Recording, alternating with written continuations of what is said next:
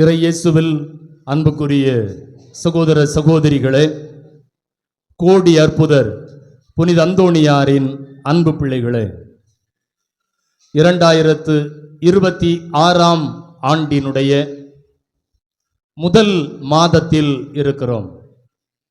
கல்லிடை குறிச்சி புனித அந்தோணியார் திருத்தலத்தினுடைய பாரம்பரிய வழக்கத்தில் இந்த தமிழ் மாதத்தினுடைய கடைசி செவ்வாய்க்கிழமை அந்தோணியாருடைய திருப்பாதம் அமர்ந்திருக்கிறோம்.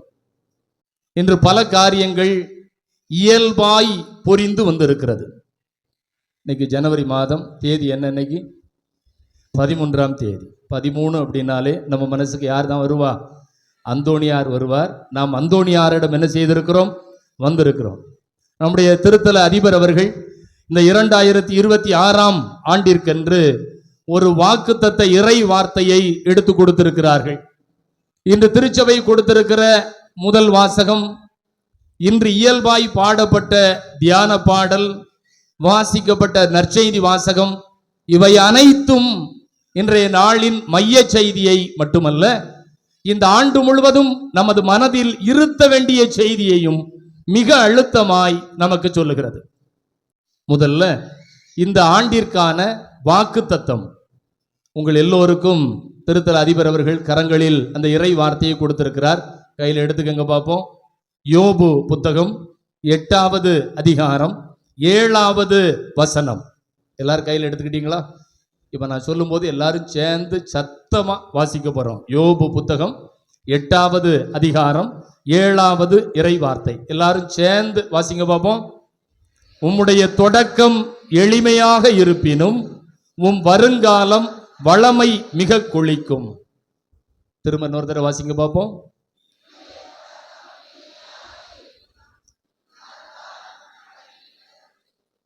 Very good. இப்ப எல்லாரும் கண்களை மூடிக்கங்க. உங்களுடைய இதய பகுதியில் கை வச்சுக்கங்க. கண்ணை மூடிக்கங்க. இதய பகுதியில் கை வச்சுக்கங்க.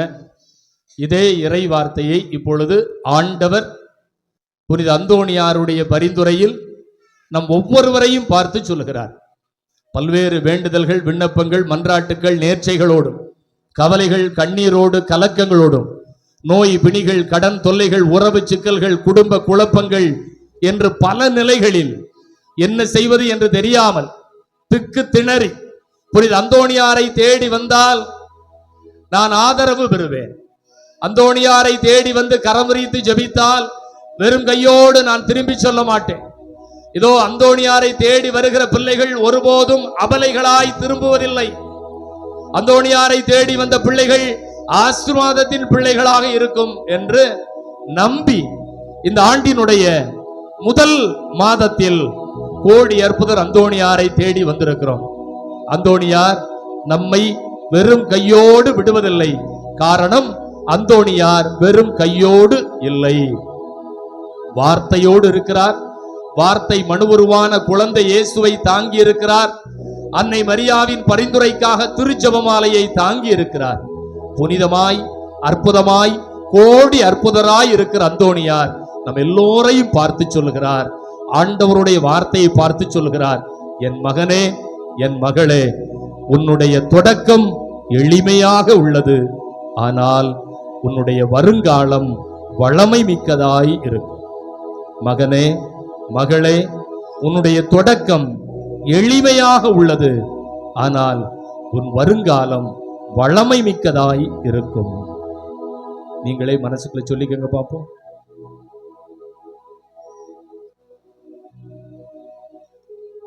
மகிழ்ச்சி. கரங்களை உயர்த்தி இயேசுவுக்கே புகழ், இயேசுவுக்கே புகழ், இயேசுவுக்கே நன்றி, இயேசுவுக்கே நன்றி, மரியே வாழ்க, மரியே வாழ்க. உங்கள் அனைவருக்கும் அருட்தந்தையர்கள் பெயரால், இந்த திருத்தலத்தின் பெயரால் இனிய ஆங்கில புத்தாண்டு நல்வாழ்த்துக்களை உரித்தாக்கிக் கொள்கிறேன். கரங்களை தட்டி நமது மகிழ்வை பகிர்ந்து கொள்வோம். அன்புக்குரியவர்களே, புத்தாண்டு திருப்பலியில் ஒவ்வொருவரும் அவரவர் பங்கு அல்லது கிளை பங்கு ஆலயங்களில் அந்தந்த பங்கில் எடுத்திருக்கக்கூடிய இறை வார்த்தையை வாக்குத்தத்தமாக நாம் தியானித்திருக்கிறோம். இன்றைய நாளில் கல்லிடை குறிச்சி கோடி அற்புதர் புனித அந்தோணியார் திருத்தலத்திலிருந்து ஆண்டவர் வாக்குத்தத்தமாய் யோபுவினுடைய வாழ்க்கையில் கொடுத்த ஒரு இறை வார்த்தையை தருகிறார். உன்னுடைய தொடக்கம் எளிமையாக உள்ளது, ஆனால் உன் வருங்காலம் வளமை மிக்கதாய் இருக்கும். ஆனால் இந்த உலகம் தொடக்கமே பிரம்மாண்டமாய் இருக்க வேண்டும் என்று நினைக்கிறது. எல்லா நிலைகளிலையும், ஒவ்வொரு நிலையிலையும் தொடக்கத்தை நாம் எப்படி தொடங்க வேண்டும் என்று நினைக்கிறோம்?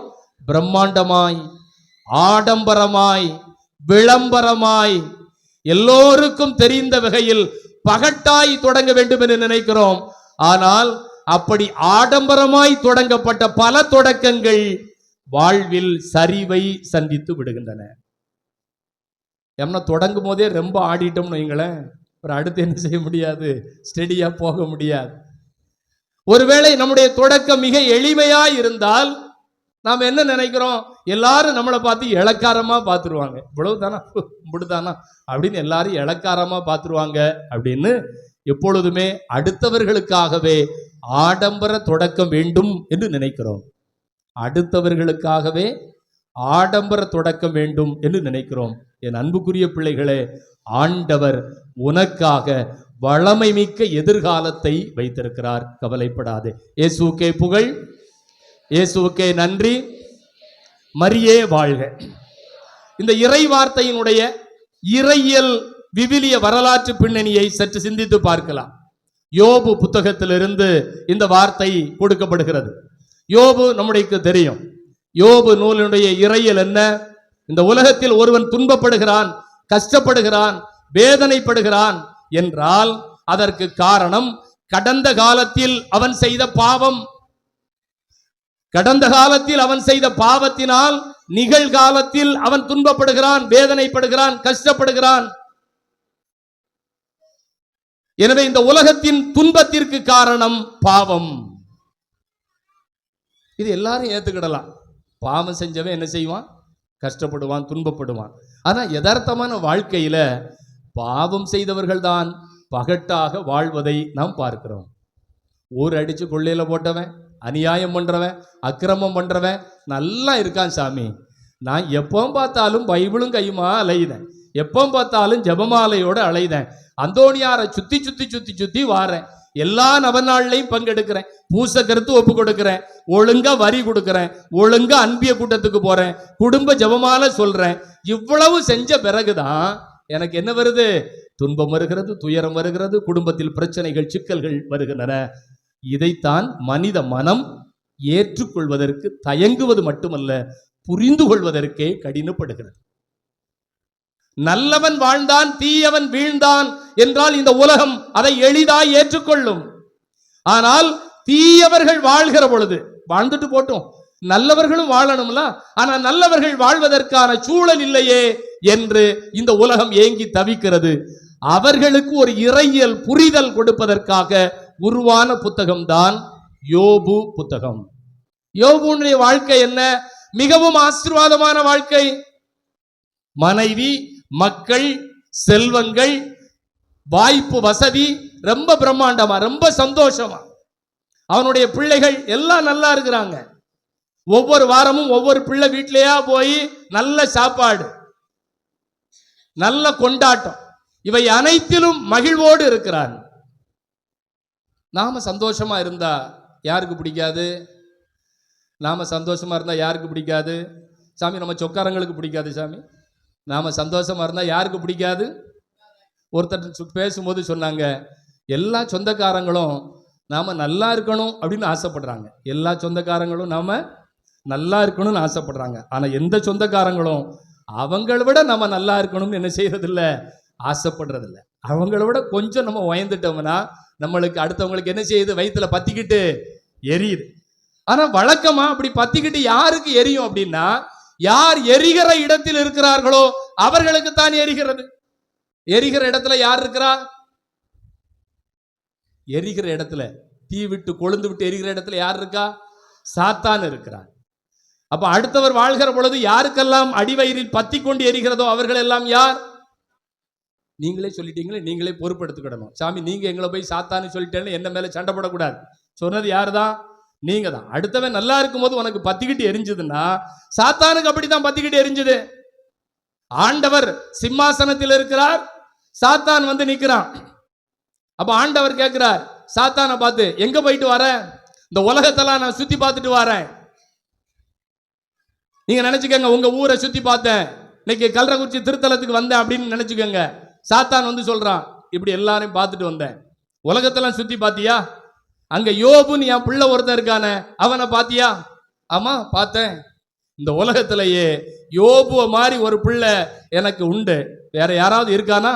யோபுவை போல நல்லவர்கள் இந்த உலகத்துல யாருமே இல்லை அப்படின்னு சொல்லிட்டு கடவுள் என்ன செய்யறாரு?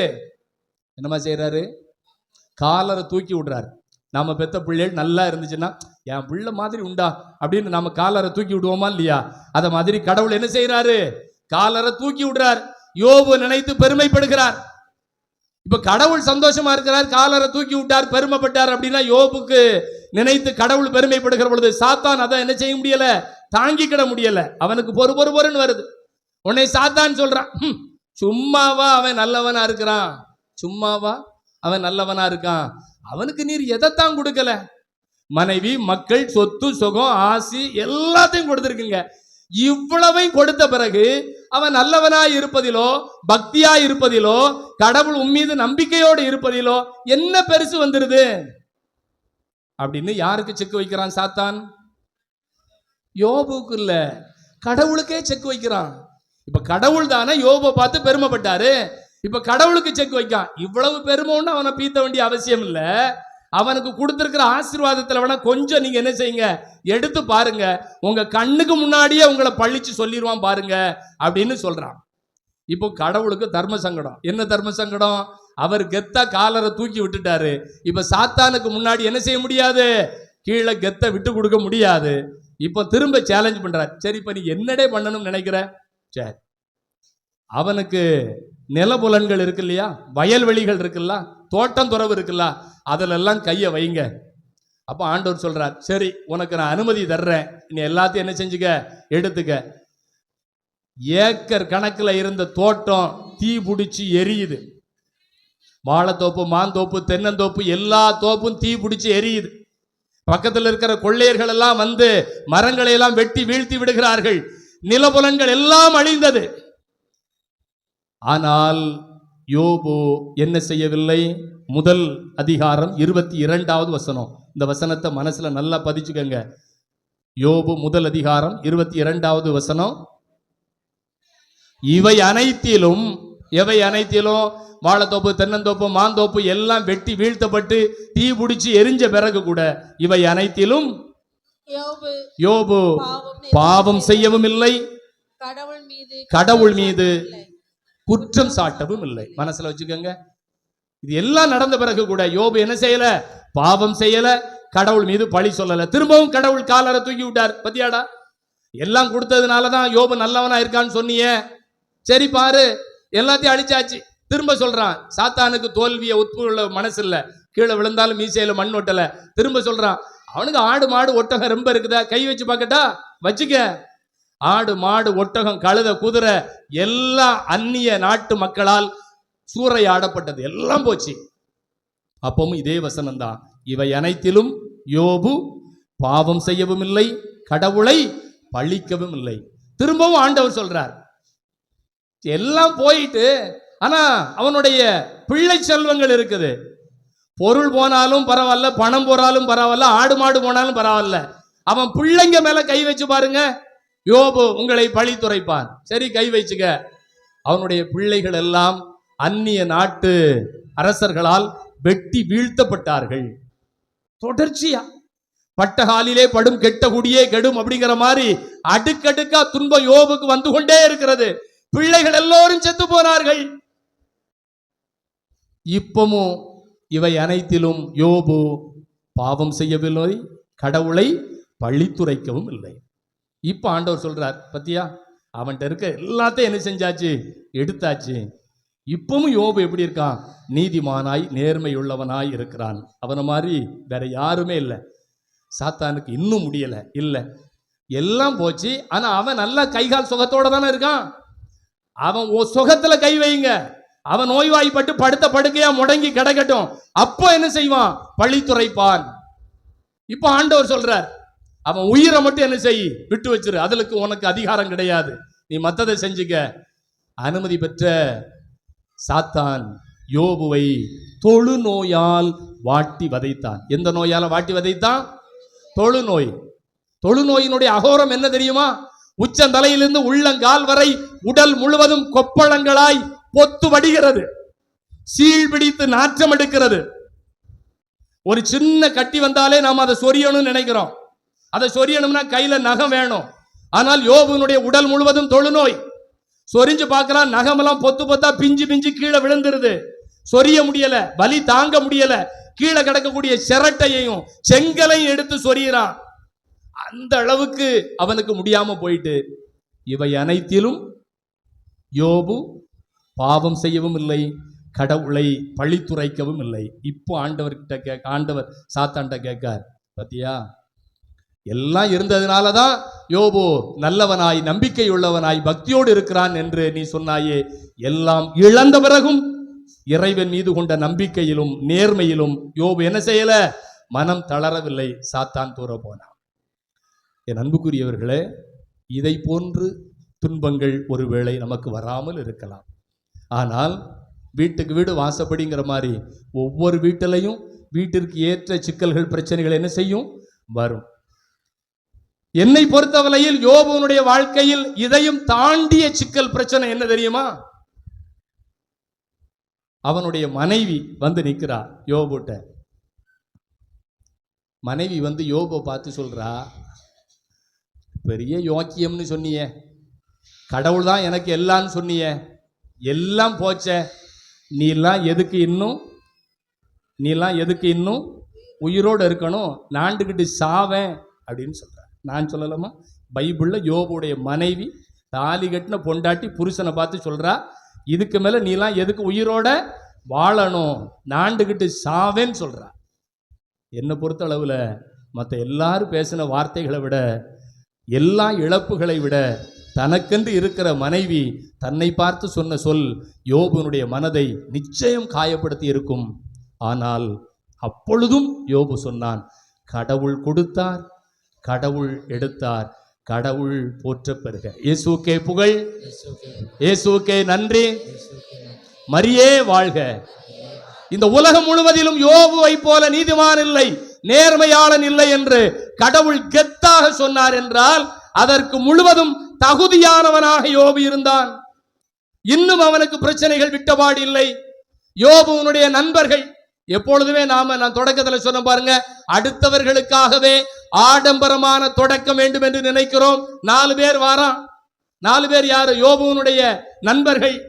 எல்லா ஊர்லயும் எல்லா வீட்லையும் எல்லா குடும்பத்திலையும் இந்த 4 பேர் இருப்பாங்க. 4 பேர் என்ன சொல்லுவாங்க? 4 பேர் 4 விதமா சொல்லுவாங்கல்ல அப்படின்னு சொல்லியே நம்ம வாழ்க்கையை நாம் என்ன செஞ்சுக்கிடுறோம்? நாசமாக்கிக்கிடுறோம்.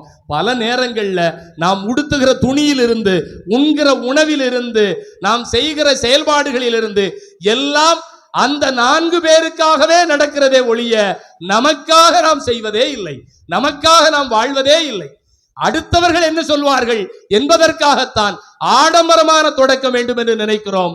ஆனால் 4 பேரும் வந்து சொன்னார்கள், யோபு இவ்வளவு நாளும் நீ ரொம்ப யோக்கியம்னு சொல்லிக்கிட்டு இருந்தியப்பா, இப்ப இவ்வளவு பிரச்சனை வருத, இவ்வளவு துன்பம் வருத, அப்ப நீ கடவுளுக்கு எதிராக நீ வாழ்ந்திருக்கிற, நீ பாவம் செஞ்சிருக்கிற, நீ அநியாயம் செஞ்சிருக்கிற, அதன் பலனாகத்தான் இப்படி நீ துன்பப்படுகிறாய். இப்ப யோபு யோசிச்சு பாருங்க, இதை போல கொஞ்சம் துன்பம் வந்தால் கூட நாம் என்ன செய்கிறோம்? கடவுள் இருக்காரா இல்லையா? கடவுளுக்கு கண்ணு இருக்கா, காது இருக்கா, மூக்கு இருக்கா? நான் இவ்வளவு கஷ்டப்படுறேன், என் துன்பத்தை பார்த்து கடவுள் ஏன் மனமிறங்குவதில்லை? நான் இப்படி அழுது புலம்பி ஜெபிக்கிறேனே, ஏன் கடவுள் என் கண்ணீரை கண்ணோக்குவதில்லை? உண்மையிலேயே கடவுள் இருக்கிறாரா இல்லையா? இனிமேல் கடவுள் வேண்டாம், பைபிள் வேண்டாம், கோயில் வேண்டாம் என்று ஆலயத்திற்கே வராமல் வீடுகளில் முடங்கி போயிருக்கிற பல குடும்பங்கள் உண்டு. நான் பல நேரங்களில் வீடுகள் சந்திக்கிற பொழுது ஒரு வீட்டுல எல்லாம் அவங்க வீட்டுல ஒரு மிகப்பெரிய இழப்பு, ஒரு மரணம். அவங்க குடும்பத்துல அவங்க பொக்கிஷமாக நினைத்த பிள்ளை அன்னைக்கு இல்லாம போச்சு. அதுக்கப்புறம் அவங்களால என்ன செய்ய முடியல? கோயிலுக்கு வரவே முடியல. என் மகிழ்ச்சி, என் சந்தோஷமே இந்த பிள்ளை தான் நினைச்சேன் சாமி. ஆனா கடவுள் கொடுத்த அந்த பிள்ளை இன்னைக்கு என் கூட இல்லையே. நான் எதை என் மகிழ்ச்சி என்று நினைத்தேனோ அந்த மகிழ்ச்சி என்னிடம் இல்லாமல் போய்விட்டதே. நான் என்ன செய்வது? என் அன்புக்குரிய பிள்ளைகளே, இங்கு இருக்கிற நம் எல்லோருடைய குடும்பங்களிலும் இதை போன்ற இழப்புகள் இருந்திருக்கும். ஆனால் கடவுள் இழப்புகளிலேயே நம்மை இருத்தி விடுவதில்லை. நம் வருங்காலத்தை ஆசீர்வாதமாய் வைப்பார். அதுதான் நம்பிக்கை. அந்த நம்பிக்கையில் தான் ஒவ்வொரு நாளும் நாம் பயணத்தை தொடர்ந்து கொண்டே இருக்கிறோம். யோபுவும் அப்படித்தான் நம்பிக்கையோடு தனது பயணத்தை தொடங்கினான். ஆண்டவர் அவனை எப்படி ஆசீர்வதித்தார் உங்களுக்கு தெரியும். யோபு புத்தகம் முழுசும் உங்களுக்கு தெரியும். மிக ரத்தின சுருக்கமாக சொல்லி இருக்கிறேன். கடைசி எல்லாம் இழந்த பிறகு, ஊர்ல 4 பேர் 4 விதமா தூற்றிய பிறகு, உயிர் மட்டும்தான் ஊசலாடி கொண்டிருக்கிறது. நடை பிணம். நல்ல வேளை யோசிச்சு பார்த்திருக்கலாம் யோபு, இதுக்கு நம்ம செத்துறதே மேல். இப்படி உயிரோட இருந்து எல்லாருடைய ஏச்சு பேச்சையும் கேட்கறதுக்கு பதிலாக என்ன செஞ்சிடலாம், செத்துடலாம் நினைச்சிருக்கிறான். ஆனால் அப்பொழுதும் யோபு பாவம் செய்யவும் இல்லை, கடவுளை பழித்துரைக்கவும் இல்லை. அப்பொழுதுதான் ஆண்டவர் யோபுவுக்கு இரட்டிப்பான ஆசீர்வாதத்தை கொடுத்தார். 500 மாடு 1000 மாடாச்சு, 1000 ஒட்டகம் 2000 ஒட்டகமா மாறிச்சு. அவனுடைய வாழ்க்கையில் இருந்த எல்லாம் எப்படி மாறிச்சு, எப்படி மாறிச்சு, ரெட்டிப்பாய் மாறிச்சு. ஆசீர்வாதங்கள் அனைத்தையும் ரெட்டிப்பாய் கொடுத்தார். உன் எதிர்காலம் வளமை மிக்கதாய் இருக்கும். யோபுனுடைய வாழ்க்கையில சொல்லணும்னா, உன்னுடைய எதிர்காலம் இப்பொழுது இருப்பதை விட ரெட்டிப்பான ஆசீர்வாதமாக இருக்கும். என்பதே இயேசுவுக்கே புகழ், இயேசுவுக்கே நன்றி, மரியே வாழ்க, மரியே வாழ்க. எனவே இப்பொழுது இருக்கிற நிலை ஒருவேளை தரித்திரமாய் இருக்கலாம், கடனாய் இருக்கலாம், சுமையாய் இருக்கலாம், கவலை கண்ணீராய் இருக்கலாம். ஆனால் கண்ணீரோடு செல்பவர்கள் அக்களிப்போடு திரும்பி வருவார்கள். இந்த ஆண்டவருடைய திருத்தலத்திற்கு நீங்கள் வருகிற பொழுது மனபாரத்தோடு, சுமையோடு, இறுக்கத்தோடு வரலாம். எந்த அளவுக்கு இருக்கும், எந்த அளவுக்கு சுமை அப்படின்னா, பல நேரங்கள்ல நம்முடைய மனதில் இருக்கிற வேதனையினுடைய அழுத்தம் எப்படி இருக்கும் தெரியுமா, வார்த்தையில சொல்ல முடியாது, வார்த்தையில சொல்ல முடியாது. இன்றைக்கு முதல் வாசகத்தை பாருங்க. அன்னாவினுடைய வாழ்க்கை. அண்ணா கோயில்ல வந்து ஜெபம் பண்றா, நம்மள மாதிரி ஜெபம் பண்ணும்போது அங்கே இருக்கிற சாமியார் ஏலி அண்ணாவை பார்க்கிறார்.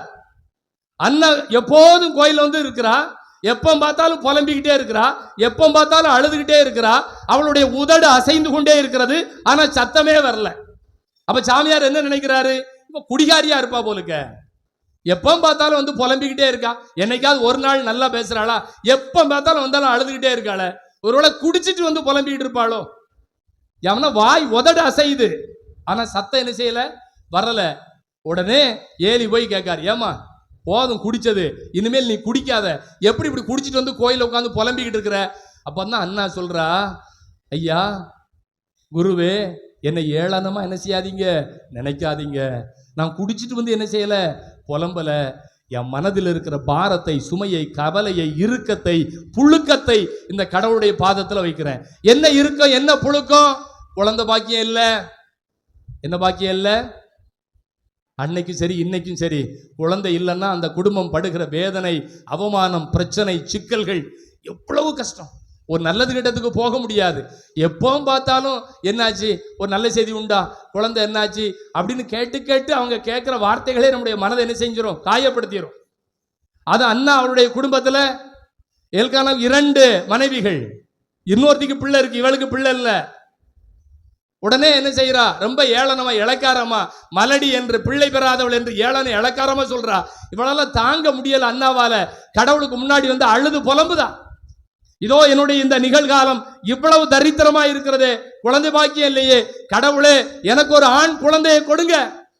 ஒருவேளை நீங்கள் இந்த ஆண் குழந்தையை கொடுக்கிற பட்சத்தில் இந்த குழந்தையை நான் உங்களுக்கு என்ன செய்கிறேன், திருப்பி கொடுக்கிறேன். அவனுடைய தலையில் சவரக்கத்தி படாது அப்படின்னு என்ன அர்த்தம், நாசீராக இருப்பான்.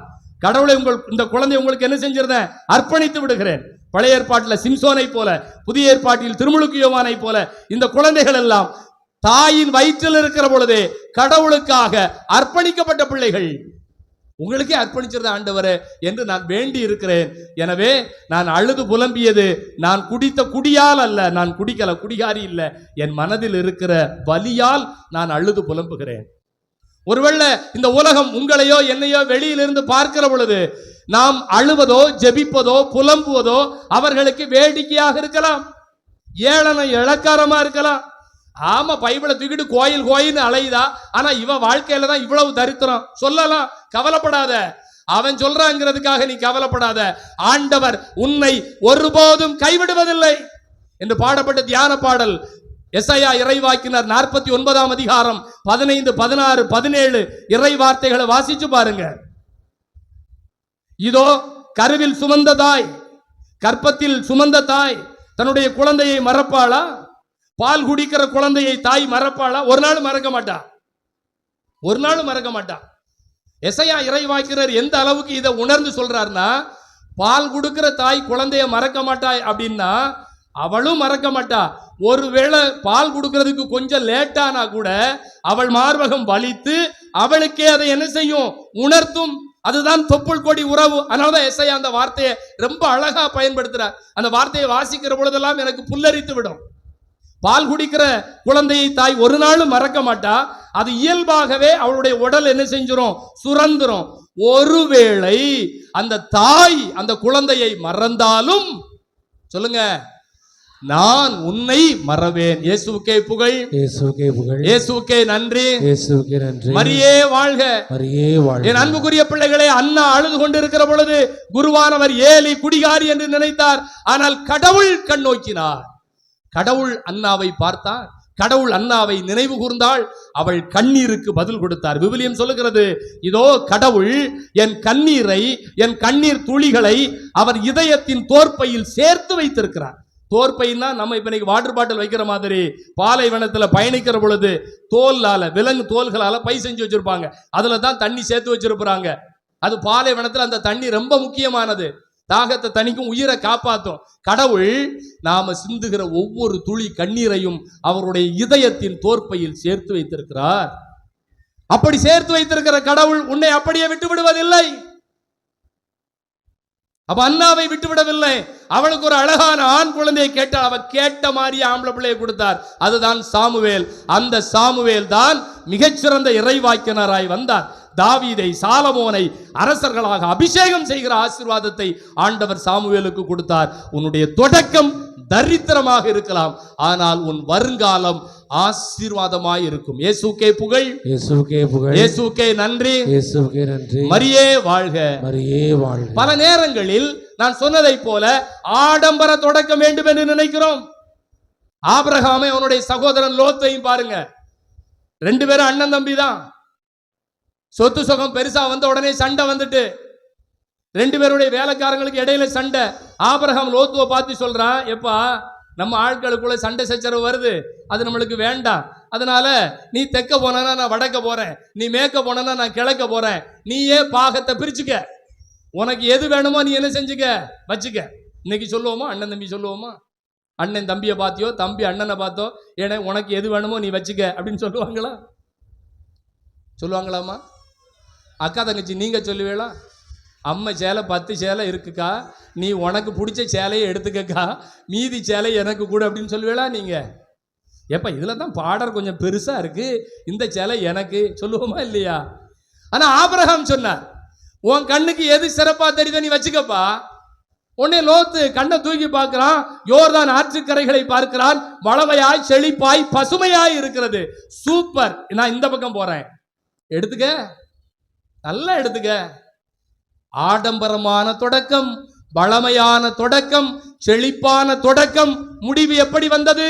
கந்தகம் பொழிந்து தீயால் எரிந்து நாசமாய் போனது. ஆடம்பரமான தொடக்கம் வேண்டாம். ஆபிரகாமுடைய தொடக்கம் என்ன? என்னன்னே தெரியாது, ஊர் பெரிய தெரியாத வீட்டுக்கு கூப்பிட்டார் கடவுள், வாரேன்னு சொன்னா.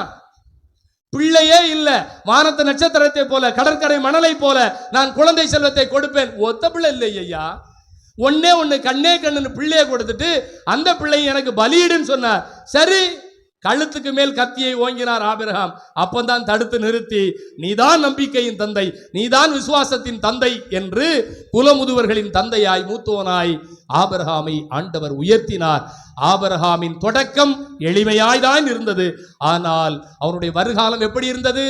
இதோ நான் உன்னை ஆசீர்வதிப்பேன். உன்னை மட்டும் இல்ல, நீ யாரையெல்லாம் ஆசீர்வதிக்கிறாயோ அவர்களையும் நான் என்ன செய்வேன்? ஆசீர்வதிப்பேன். ஆனால் லோத்துனுடைய தொடக்கம் பிரம்மாண்டமாய் இருந்தது, எரிஞ்சு சாம்பலா போச்சு. என் அன்புக்குரிய பிள்ளைகளே, இதோ இந்த ஆண்டினுடைய தொடக்கம் ஒருவேளை உங்கள் குடும்பங்களிலோ, மனங்களிலோ, உறவுகளிலோ, உள்ளங்களிலோ மிக எளிமையாய் தொடங்கி இருக்கலாம். கவலைப்படாதீர்கள். கடவுள் உங்கள் வளமையாய் ஆசீர்வாதமாய் செழிப்பாய் வைப்பார். இந்த ஆண்டு உங்கள் வாழ்வில் அருள்மிக்க ஆண்டாக இருக்கட்டும். இந்த ஆண்டு உங்கள் வாழ்வில் வளமைமிக்க ஆண்டாக இருக்கட்டும். ஒருவேளை அடுத்தவரின் கண்களுக்கு நீங்கள் மிகவும் ஏளனமாய் இளக்காரமாய் தோன்றலாம். ஆனால் இன்றைய இறை வார்த்தையில் ஆண்டவர் சொல்கிறார், 1 சாமுவேல் 1 இறை வார்த்தை. இந்த வார்த்தையை நீங்க மனசுல பதிய வச்சுக்கோங்க. 1 சாமுவேல் 1 இறை வார்த்தை. ஏலி, அந்த குருவானவர் ஏலி, ஏற்கனவே அண்ணா குடிகாரின்னு நினைச்சு ஏலி குருவானவர் சொன்னார் பாருங்க. அந்த சாமியாரு அண்ணாவை பார்த்து சொல்கிறார், அதே போல இங்க இருக்கிற குருக்கள் நாங்கள் எல்லோருமே ஆண்டவரின் பிரதிநிதிகளாய் இன்று இங்க இருக்கிற உங்கள் எல்லோரையும் பார்த்து சொல்கிறோம், எங்களுக்கு நாங்களே சொல்லிக் கொள்கிறோம். என்ன வார்த்தை? மனநிறைவோடு செல். எல்லாரும் சொல்லுங்க, மனநிறைவோடு செல். எல்லாரும் வாய் திறந்து சத்தமா சொல்லுங்க, மனநிறைவோடு செல். இஸ்ரவேலின் கடவுள், இஸ்ரவேலின் கடவுள், நீர் அவரிடம் விண்ணப்பித்த உனது வேண்டுகோளை கேட்டருள்வார். உனது வேண்டுகோளை கேட்டருள்வார். அப்படியே கண்களை மூடுங்க. இதோ அண்ணாவை பார்த்து அந்த குருவானவர் ஏலி சொன்ன அதே வார்த்தையை கடவுள் இன்று உன்னையும் என்னையும் பார்த்து சொல்கிறார். என் மகனே, என் மகளே, நீ விலையேற பெற்றவள். என் கண்களுக்கு முன் நீ ஆசீர் பெற்றவள். ஒருவேளை இந்த ஆண்டு தொடங்குகிற பொழுதே என் குடும்பத்தில் இவ்வளவு பிரச்சனைகளா, இவ்வளவு சிக்கல்களா, இவ்வளவு நோய் நொடிகளா, இவ்வளவு கடன் சுமைகளா என்று நீ ஏக்கத்தோடும் தயக்கத்தோடும் பாரத்தோடும் கவலையோடும் கண்ணீரோடும் கூட நீ வந்திருக்கலாம். ஆனால் நீ அழுது புலம்பி ஜெபித்த ஜெபத்தை ஆண்டவர் கேட்டார். மனநிறைவோடு செல், ஏனெனில் ஆண்டவர் உன் விண்ணப்பத்தை கேட்டருளினார். ஆமென்.